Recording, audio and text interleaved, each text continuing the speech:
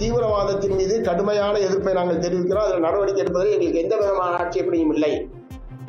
அதன் மீது நடவடிக்கை எடுக்கிற பெயரில் ஒரு பெரிய யுத்தத்துக்கான தயாரிப்பு செய்வதை மார்க்சிஸ்ட் கம்யூனிஸ்ட் கட்சி எதிர்க்கிறது. இந்திய கூட்டணியில பெரும்பாலான தலைவர்கள் போரை வரவேற்று தான் பேசுறாங்க.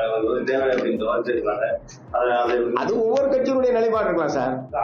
மற்ற தலைவர்கள் எல்லாம் வரவேற்கிறார்கள் என்பதற்காகவே யுத்தத்தை மார்க்சிஸ்ட் கம்யூனிஸ்ட் கட்சி வரவேற்கணும் அவசியம் கிடையாது. பயங்கரவாதத்திற்கு எதிரான நடவடிக்கை என்கிற வகையில் அனைத்து தரப்பு ஜனநாயக சக்திகளும் ஆதரிக்கிறோம், ஆதரிக்க வேண்டும். அதே வேளையில் இது இந்தியாவுக்கும் பாகிஸ்தானுக்கும் இடையிலான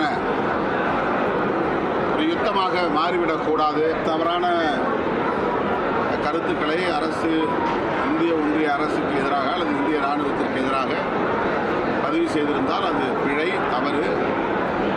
அப்படி யாரும் இந்த பதற்றமான சூழலில் விமர்சனம் என்கிற பெயரிலும் எதிர்கருத்துக்களை பதிவிடக்கூடாது என்று